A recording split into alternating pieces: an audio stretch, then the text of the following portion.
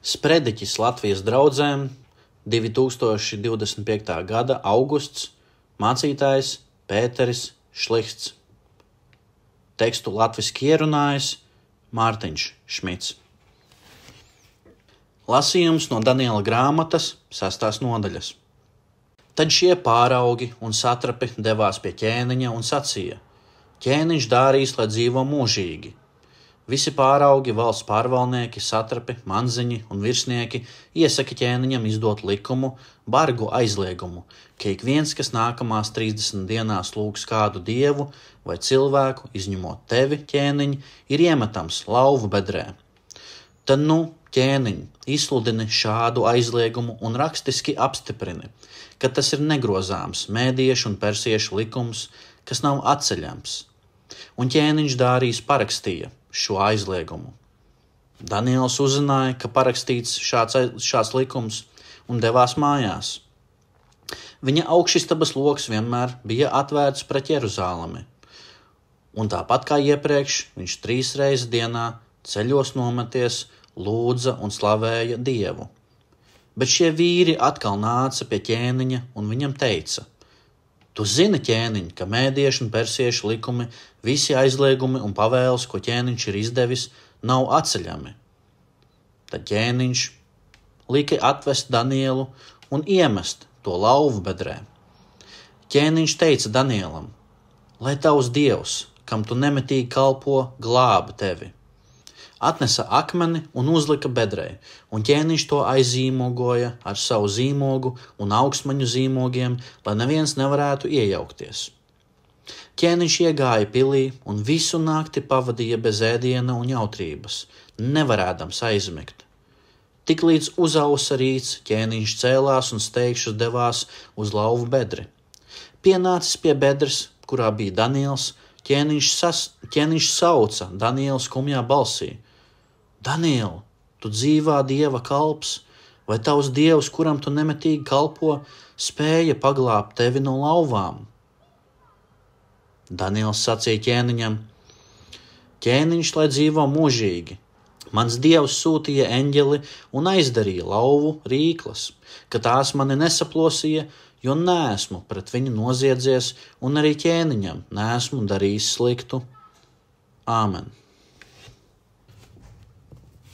Daniels savas dzīves laikā bija pieredzējis daudz, bet neko tādu, kas notika tagad. Pusauģa gados viņš bija vērojis savas tautas krišanu un tās izklīdināšanu. Viņš tika aizvests uz Babiloniju 1500 km tālu no mājām. Un, lai gan viņš pats to nebija redzējis, viņš zināja, ka Dieva templis Jeruzālēmē ir pārvērsts drupās. Tomēr gadu desmitiem atrodoties trimdā, mainoties karaļiem un impērijām, Daniels palika uzticīgs patiesajam Dievam. Viņš stingri pastāvēja ticībā un 3 reizes dienā nometās ceļos lūgšanā. Un tagad šīs lūgšana dzīves dēļ viņš tika iemests lauvu bedrē. Viņš bija piedzīvojis tik daudz, bet neko tādu. Cik šausminošas beigas šim vecajam un uzticīgajam Dievu vīram. Un no tā varēja viegli izvairīties. Viss, kas viņam bija jādara, bija jāizver loks, kad viņš lūdza. Vienkārši jāslēp to, ka viņš pielūdz Dievu, jādara to klusībā. Bet Daniels turēja savus logus atvērtus. Kā viesis šeit Latvijā, šajā skaistajā valstī, kur pagātnē ticība ir pārbaudīta tā, kā es to varu tikai iedomāties savā prātā, es zinu, ka stāvu starp cilvēkiem, kuri iespējams labāk par mani izprot Daniela situāciju. Daži no jums atcerās laiku, kad publiska ticības izpausme bija ne tikai nepopulāra, bet arī bīstama. Un tomēr evaņģēlijs pastāv vienmēr. Dievs savus ļaudis uzturēja skaidrā ticībā. Konkrēti, tas kungs ir saglabājis skaidru liecību šajā konfesionālajā luterāņu baznīcā. Man ir gods šodien būt kopā ar jums. Tagad mūsu lauvas var izskatīties citādi. Draudi mūsu ticībai var būt klusāki, vairāk sociāli nekā politiski. vairāk iekšēji nekā ārēji, taču tie nav mazāk reāli. Spiediens joprojām paliek. Nerunājiet pārāk drosmīgi par Jēzu. Neatzīstiet Dieva patiesību pārāk publiski. Vienkārši aizveriet savu logu. Tāpēc šodien mēs lūdzam, lai Svētais Gars mūs piepilda ar to pašu spēku, ko viņš deva Danielam. Mēs lūdzam, lai Dievs, kas mūs ir izglābis no savas žēlastības caur ticību, arī žēlsirdīgi svētītu mūs ar drosmi turēt savus logus atvērtus. Daniela grāmatas 6. nodaļā lasām, ka ķēniņš Dārijs tikko bija izdevis likumu, ka neviens 30 dienas nedrīkst pielūgt nevienu dievu, izņemot pašu ķēniņu. To bija ieplānojuši Daniela ienaidnieki, ar glaimiem panākot šādu likumu no ķēniņa. Redziet, viņi nevarēja atrast nekādu vainu Daniela darbā, tāpēc uzbruka viņa ticībai. Viņi zināja, ka viņš lūdzās 3 reizes dienā. Viņi zināja, ka viņš atver savu logu pret Jeruzālemi. Un viņi zināja, ja viņi varētu padarīt lūgšanu tam kungam nelikumīgu, Daniels pārkāptu likumu. Viņš paklausītu Dievam vairāk nekā cilvēkiem. Un viņiem bija taisnība.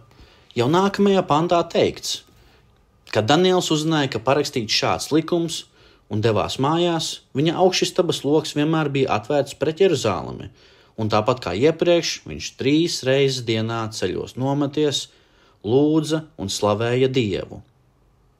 Ņemiet vērā, ka Daniels zināja par likumu. Viņš nepārprata risku, bet viņš nemainīja savu paradumu. Viņš nelūdza skaļāk, lai radītu ārēju iespaidu, bet arī nekļuva klusāks. Viņš neslēpās. Viņš vienkārši darīja to, ko vienmēr bija darījis. Viņš atvēra savu uz rietumiem vērsto logu, salieca savus nodilušos ceļus un lūdza to kungu. Vai zinājāt, ka visā šajā stāstā nav nemiņas no tā, ka Daniels būtu lūdzis Dievu, lai glābtu savu dzīvību? Patiesībā, senēbreju vārds, kas raksturo viņa lūgšanas, atšķirās no vārda lūgšana, ko lietoja viņa ienaidnieki. Daniela lūgšanas ir aprakstītas ar vispārīgu terminu, ko nozīmē slavēšana. Tas liek domāt, ka viņš izmisīgi nelūdza palīdzību, bet gan uzticīgi pateicās Dievam, tāpat kā viņš bija darījis to iepriekš.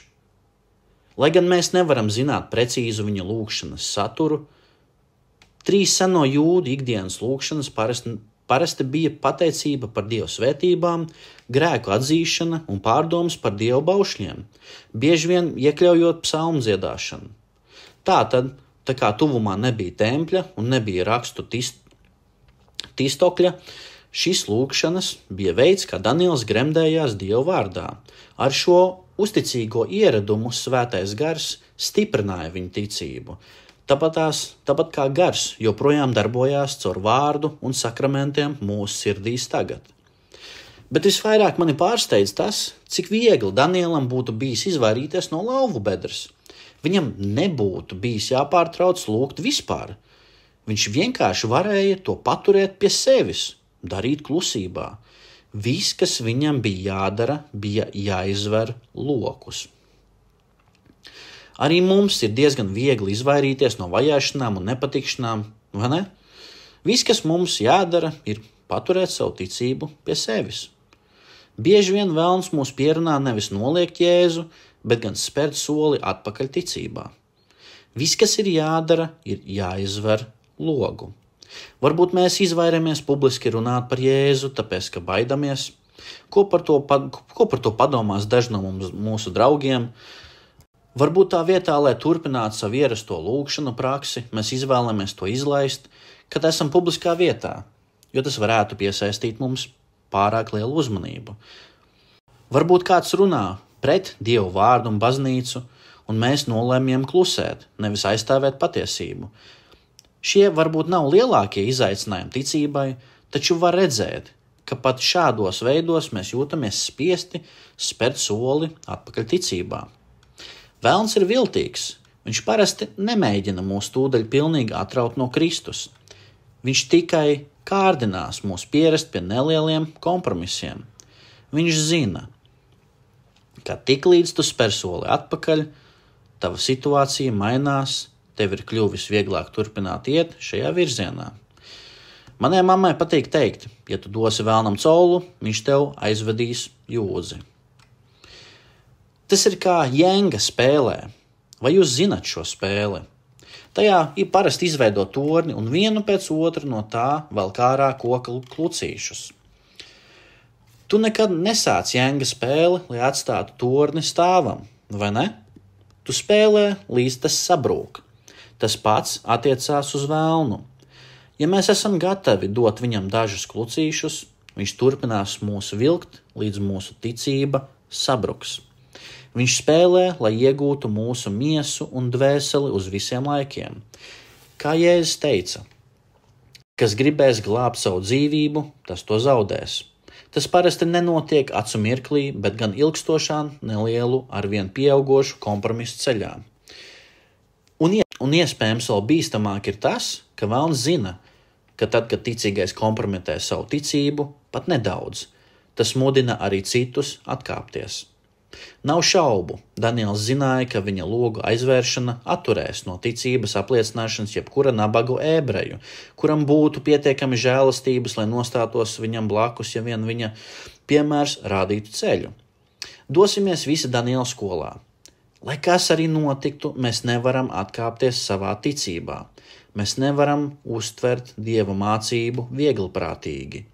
Mēs nevaram atteikties no pielūgsmes un lūgšanām, neatkarīgi no tā, vai mūsu priekšā ir lauvu bedre vai nav. Dariet to ne tikai Dieva godam, bet arī to dvēseļu labā, kas atrodas jums apkārt, kurām nepieciešama ticības radīta iedrošināšana. Turiet logus vaļā. Jo vairāk es domāju par šo rakstu vietu, jo vairāk es saprotu, cik svarīgi ir tas, vai logi ir atvērti vai aizvērti. Lūgšana ar atvērtiem logiem Jeruzalemes virzienā, tempļa atrašanās vietas virzienā bija sena tradīcija, kas aizsākās jau kopš ķēniņa Sālamana laikiem 1000. gadā pirms Kristus. Tā simbolizēja ticību Dieva piedošanas apsolījumam un cerību uz tempļa atjaunošanu. Tātad šie atvērtie logi rietuma virzienā atklāja divas lietas par Danielu. Tātad pirmkārt, tie parādīja, ka Daniels mīlēja savu dzimto zemi, lai arī cik svarīgs vīrs Babilonijā viņš bija, viņš nekaunējās, ka viņu sauc par gūstekni no Jūdejas. Viņa atvērtais loks liecināja par viņa lepnumu par savu ticību un Dieva tautu. Leposimies arī mēs ar savu baznīcu un sava kristieša vārdu. Bet otrkārt, un pats svarīgākais, atvērtie logi bija acs uz tā kunga templi un Mesijas, par kuru mēs zinām, ka tas būs kungs Jēzus Kristus cerība. Tāpēc viņš nevarēja aizvērt logus. Viņš neatteicās no savas ticības Dieva žēlsirdīgiem apsolījumam par glābēju. Un lai gan Daniels to nepiedzīvoja, Dievs vēlāk atjaunoja templi Jeruzalemē un kādu dienu Mesija tiešām atnāca.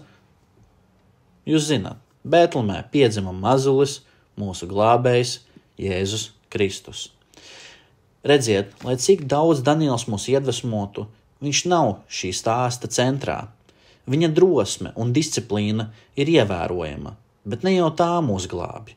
Mūs glābi Dieva uzticība, kurš tur savus solījumus ne tikai Danielam, bet visai pasaulē. Un tieši tur šis stāsts patiesībā sākās, jo Daniela grāmatā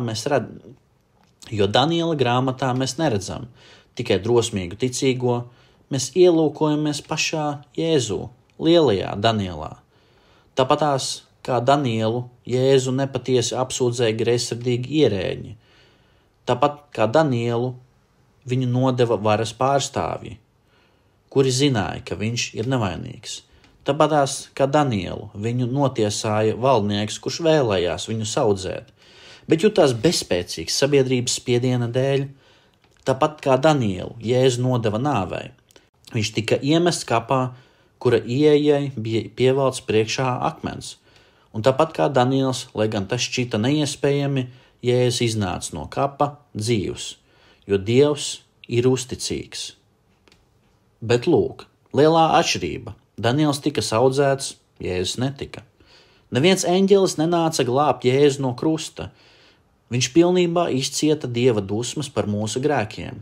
Viņš patiesi nomira. Kāpēc? Jo tāds bija Dieva nolūks – glābt jūs. Jēzus iegāja lauvbedrē, elles un tiesas midzenī un ļāva tam sevi nogalināt, lai tas nekaitētu jums. Tas ir Dievs, kuru mēs pielūdzam. Nevis tāls valnieks, kuram nepieciešami glaimi, bet gan glābējs, kurš noliecās ceļos Tēvu priekšā un izlēja asinis par mums. Jēzus neatkāpās ne soli no savas misijas glābt jūs. Ne Ģedzemenē, ne Pilāta priekšā, ne ceļā uz Golgātu. Viņš pagrieza savu seju pret Jeruzālemi un atvēra debesu logu ar savu nāvi un augšām celšanos. Tāpēc jūsu lūgšanas nekad nav veltas. Tāpēc jūsu ticība, pat ja tā dažreiz dreb, ir balstīta uz kaut ko stiprāku par lauvām, likumiem vai jebkura cilvēka autoritāti. Tā ir balstīta tikai uz Kristu. Iemesls, kāpēc mēs varam palikt nelokāmi, ir tāpēc, ka Jēzus nelokāmi stāvēja mūsu vietā. Šī ir patiesā luterāņu un kristiešu ticības būtība. Mēs netiekam glābti tāpēc, ka esam stipri, drosmīgi vai konsekventi. Mēs tiekam glābti tikai no Dieva žēlastības caur ticību Kristum, nevis ar saviem darbiem. Evaņģēlijs nav sevis pilnveidošanas vēsts. Tas ir dievišķās glābšanas vēsts. Daniels nenopelnīja savu atbrīvošanu, un arī mēs nenopelnījām savu. Jēzus paveica visu, un caur ticību viņam mēs saņemam pilnīgu Dieva taisnību. Mēs nestāvam Dievu priekšā pamatojoties tajā, cik labi mēs lūdzamies vai cik drosmīgi mēs liecinam, mēs stāvam attaisnoti, jo Kristus bija uzticīgs mūsu labā. Tas ir tas, kas mums dod drosmi atvērt logus. Es lūdzu jūs padomāt, kam šodien ir jāredz jūsu logs atvērts. Varbūt tie ir jūsu bērni, jūsu dzīvesbiedrs, draugs, kolēģis vai kaimiņš. Lai jūsu nelokamā paļāvība uz Kristu kļūst par klusu, bet spēcīgu liecību. Un atceraties, Daniels nesāka lūgties pēkšņas krīzes dēļ. Viņa ticība tika veidota ilgi pirms tam, uz ceļiem, dienu no dienas, 80 gadus. Tāpēc padomājiet arī par to, kādi ieradumi veido jūsu ticību. Atjaunojiet apņemšanos ikdienas celsmei un lūgšanai, katru dienu nāciet un priecīgi pulcējieties ap Dievu vārdu un sakramentu, lai ar žēlastību caur ticību jūs varētu turēt šos logus atvērtus. Un cik liels prieks ir šodien būt kopā ar jums, lai gan mēs nākam no dažādām valstīm un runājam dažādās valodās, mūs vieno viena ticības apliecība. Kāda dāvana ir nākt Dievu priekšā kā vienai ģimenei un svinēt pestīšanu, ko Kristus mums ir ieguvis. Cik svarīgi ir, lai mēs pulcētos kopā un iedrošinātu viens otru turēt savus logus plaši atvērtus. Cik svētīgi ir zināt, ka Kristus ir plaši atvēris debesu logus, lai mēs būtu kopā ar viņu mūžīgi. Āmen.